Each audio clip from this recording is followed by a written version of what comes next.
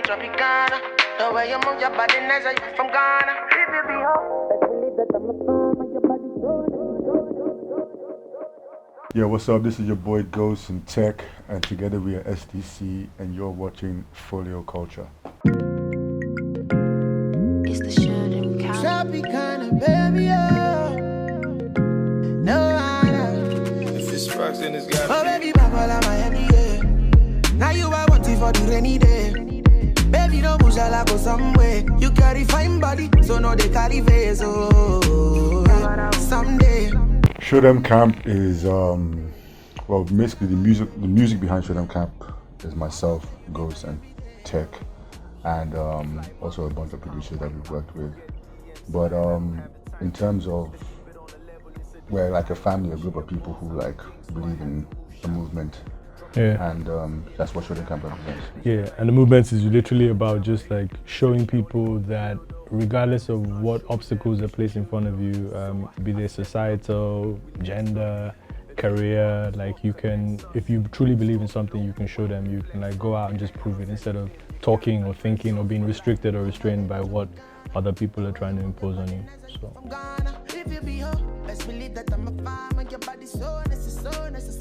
We thought we met at university where we had a rap battle and Which I won. and you know, like it goes without saying who won.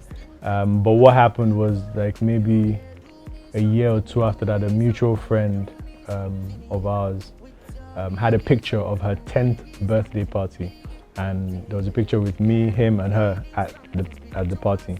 So yeah, so maybe like I feel like he's one of those kids who just kind of like followed me around since age 10.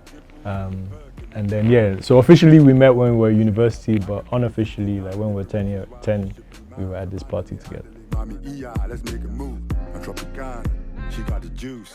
I got the gin. We've been making music Since university. since university. That's Quite a while. Yeah. Yeah, but like officially, like we've been back in Nigeria for like almost like 9-10 years now, and I would say about 8 of those years we've been making music professionally as Show Dem Camp. Before that, we went as like under like many different names, and we were at one point I was in a group with other people, he was in a group with some other people. So yeah, so I Show Dem Camp for like maybe 8 years now.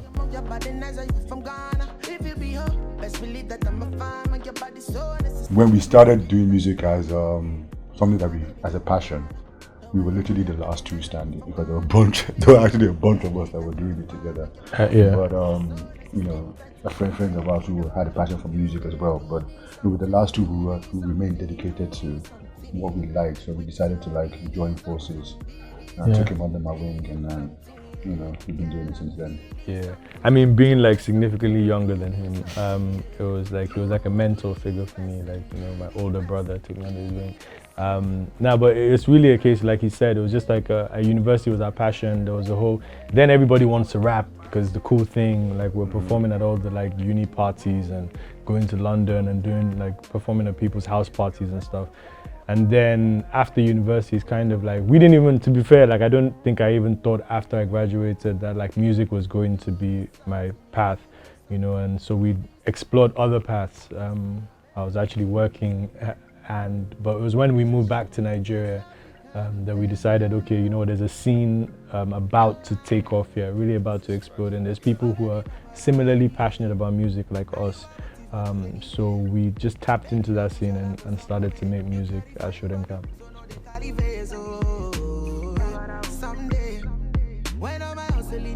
He's more of a lyricist, I would say. He's more of a lyricist. He's more, I would say, like a rapper's rapper, you know, where I think like I'm more prone to experiment, to be honest. Sometimes the results are terrible and they never get released, but like I'm more prone to experiment. I listen to a lot of different genres of music. I lived in Europe, Amsterdam, for a while, where it's very house and very like the tempos and the BPMs of the music are very different. So I feel like I'm more prone to like try different forms of music. So if you hear any Show Dem Camp records that you're like, why did they do that? It's probably me. If you be home, best believe that I'm a farmer. Your body so nice, skin tight. I think what made us like friends beyond even being guys at university that do music is that like we had an affinity for certain types of music. So like mainly we bonded around hip hop, bonded around like different albums and CDs. I would borrow CDs from him and vice versa. So we kind of had like the same grounding in music. And I think that like, so what that does is intuitively, and having done it before it was a profession, like just as a passion or a hobby, intuitively we have a certain level or standard that we both adhere to. And I think that like, you know, and it's also good because like we're both very different characters. So we're able to say to each other, honestly, like, I don't think that works, or I think this is great, and not take it personal. So like, I know that regardless of anything, his ambition is to move Show Dem Camp forward, and same for me. So we trust in each other's judgment. Sometimes we have to fight for some certain records. Like, look, I absolutely believe this will work. Trust me, if we do this, it's going to work. And most of the time, we're both right. So yeah. Next time you need somebody to scratch your itch, holla. Oh, my baby Tropicana. I think like from the moment we released Palm Wine Music 2, Tropicana was one of the people's favorite records on the project. I mean, they're like 2 or 3. Luckily, we live in an era now where like, you know, everything is digital, which wasn't the case when we first moved back and started doing music here.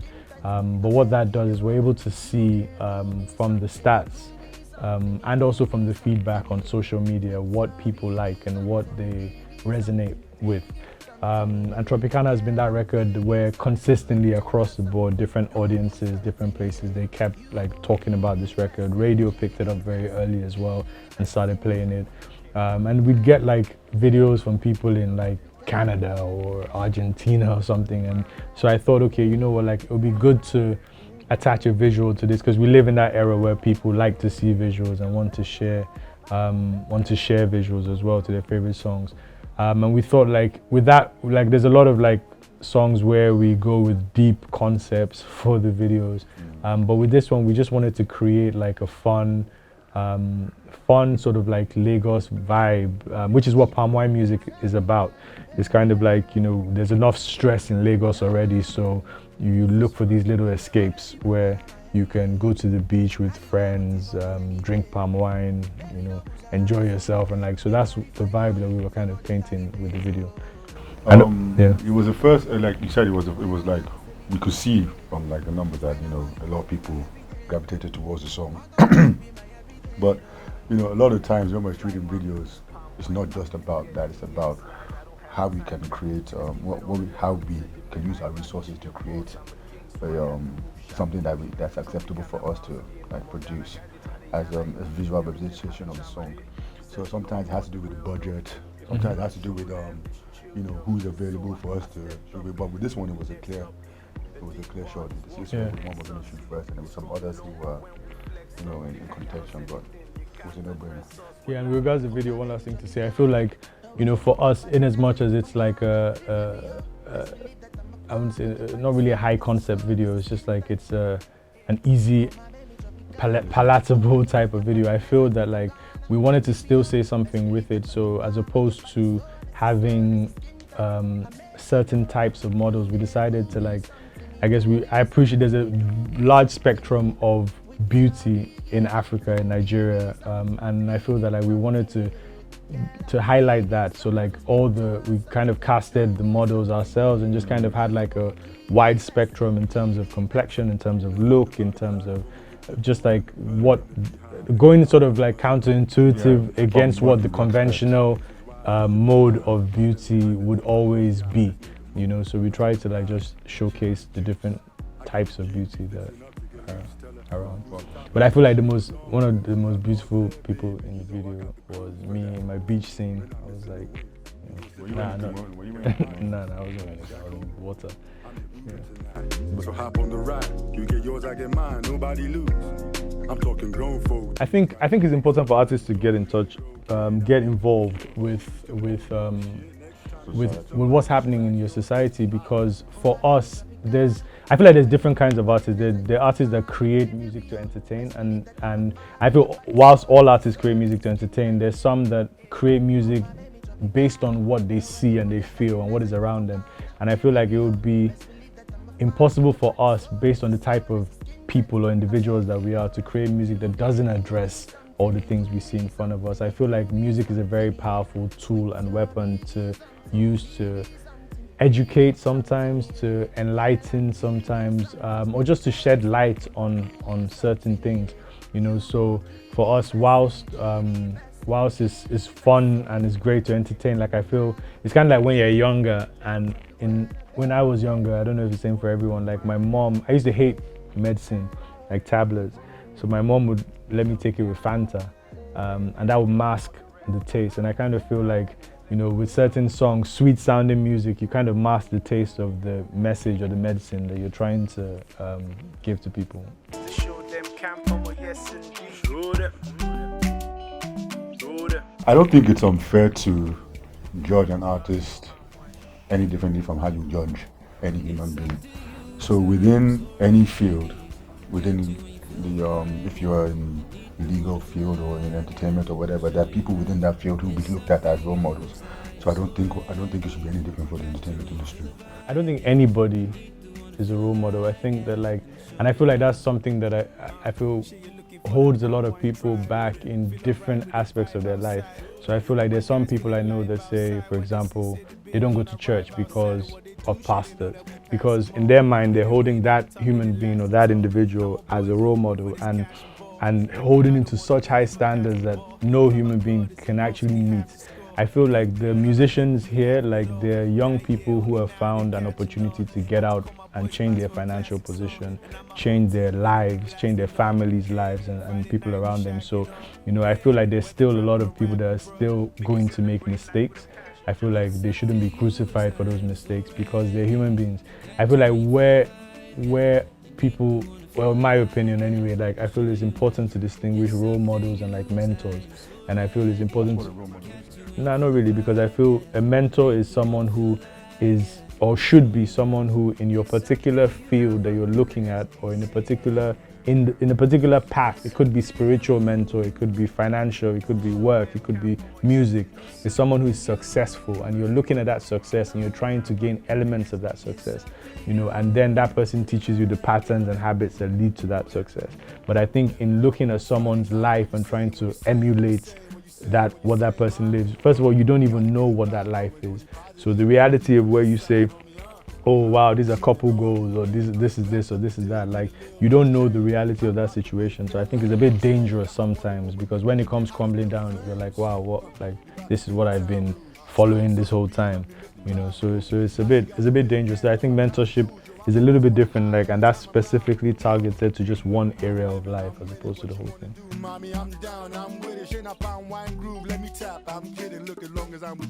First of all, we've like you said, Wally said, we experiment a lot.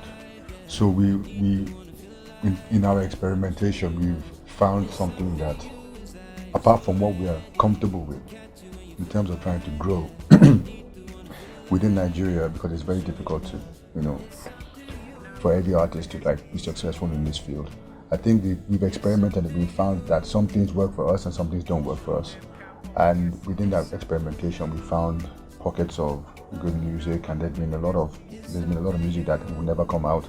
You know, there's some music that we think should come out, but it might not be the right time for it to come out. So just being true to yourself is the main ingredient here. Yeah, I agree. I think that, like, I feel like for us, there's a quality level that, like, we give ourselves, right? And I think that those standards are what, like, guides our decisions with what music to put out.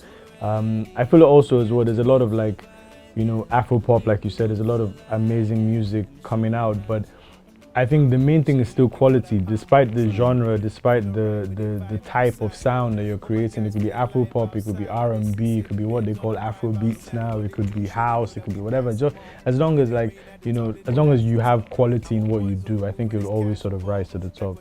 So yeah.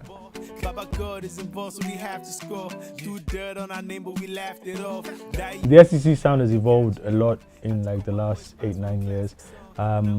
Initially, at the beginning, we were still trying to find our sound, and we brought a lot of the influences that we had from I guess, producers in the UK that we had worked with.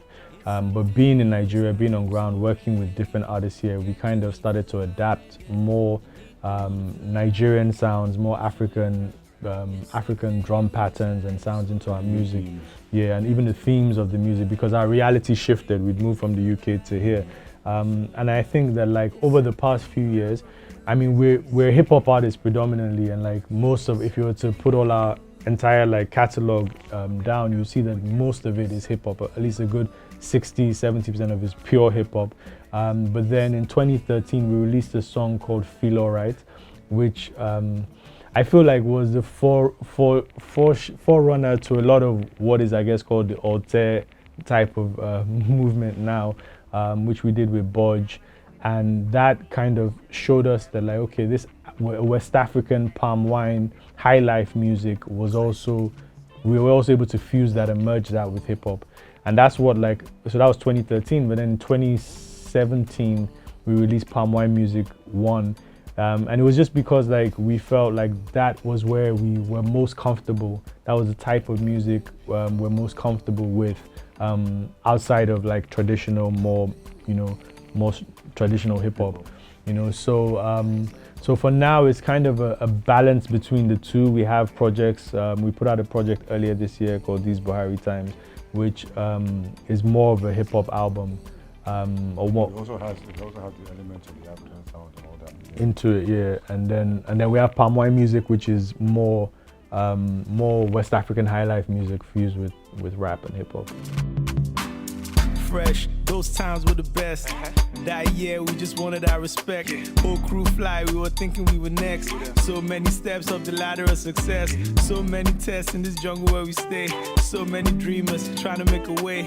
So many babes try to make a brother late. But kinda like kid guys, show them. I think for me, I've always gravitated to people who have some sort of messaging in their music. So growing up, we listened to a lot of like Bob Marley, which I guess is everyone's music inspiration. But then my father was actually like a rep for Motown, like West African rep for Motown back in the day. So we had a lot of like soul and conscious music in the form, like people like, we listened to a lot of like Marvin Gaye, Al Green, people like that who had messaging, Teddy Pendergrass.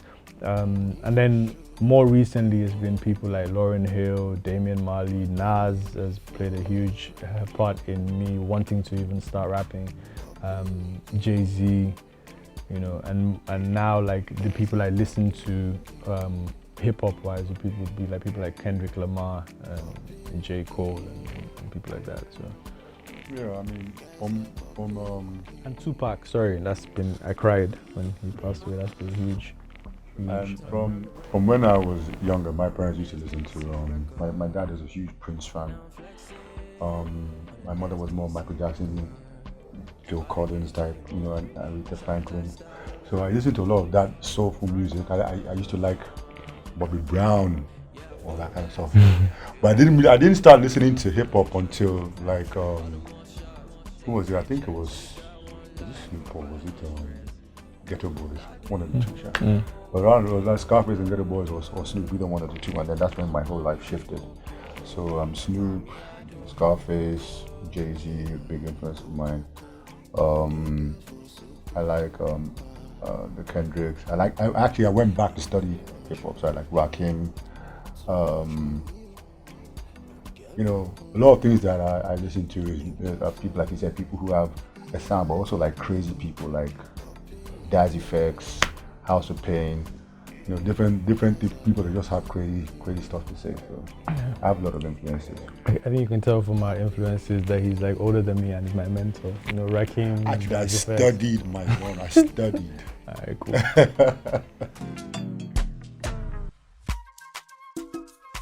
Yeah. I mean, personally, I'm a huge. I wouldn't even say Bodge and poor like musical. No, not really. Exactly. So I think I like Santi. I like a lot of Santi songs. I like Amari. Who's Amari? Amari from Ghana. Yeah. I like Amari. A lot of it's been more. I like Tommy Thomas. DRB, basically. Who else do I like? I don't know. There are a bunch of. I like Lady Donley. a bunch of cats that I just generally gravitate towards the music, but I'm not sure who's like catching my full attention right now. I don't know who it is.